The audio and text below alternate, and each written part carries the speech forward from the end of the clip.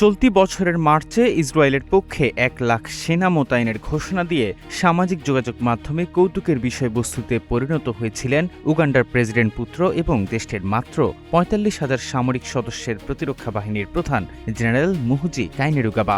এবার মাথা মোটা এই জেনারেল ঘোষণা দিয়ে বন্ধ করেছেন দেশটির বেশ কয়েকটি গণমাধ্যম কেন্দ্র, এমনকি জানিয়েছেন তার বাবার দেয়া ক্ষমতার চূড়ান্ত ব্যবহারের হুমকিও। আল জাজিরার এক প্রতিবেদনে বলা হয়, উগান্ডার নেশন মিডিয়া গ্রুপের অধীনে বেশ কয়েকটি সংবাদ মাধ্যম বন্ধের নির্দেশ দেন জেনারেল মুহুজি কাইনেরুগাবা। মূলত সরকারের সমালোচনামূলক সংবাদ পরিবেশনের পরপরই এই ধরনের নির্দেশ দেওয়া হয়। এমনকি এসব সংবাদ মাধ্যমের কার্যালয়ে সেনা মোতায়েন করেন জেনারেল কাইনেরুগাবা। দৃঢ় বন্ধনের আস্থায় শক্তিশালী স্টিলের আরেকটি নাম জেডএসআরএম। সামাজিক যোগাযোগ মাধ্যমে মস্তিষ্ক বিকৃতের মতো আচরণ করা এই জেনারেল এক পোস্টে লিখেন, উগান্ডায় আমি স্বাধীন সংবাদ মাধ্যমে বিশ্বাস করি না। সংবাদ মাধ্যম বিপ্লবের কর্মীদের দ্বারা পরিচালিত হওয়া উচিত।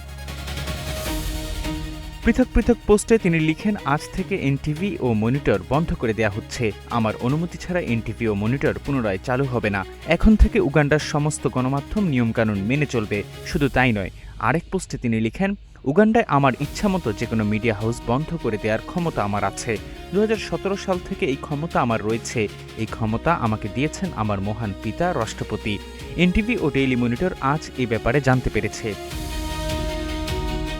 মাইক্রো ব্লগিং সাইট এক্স দেয়া পৃথক পৃথক পোস্টে উন্মাদ এই সামরিক কর্মকর্তা লিখেন, আমি শুনছি আমার চ্যানেল বন্ধ হয়ে যাওয়ার কারণে এনটিভি এবং ডেইলি মনিটর উভয়েরই প্রতিদিন $৫০ লক্ষ লোকসান হচ্ছে।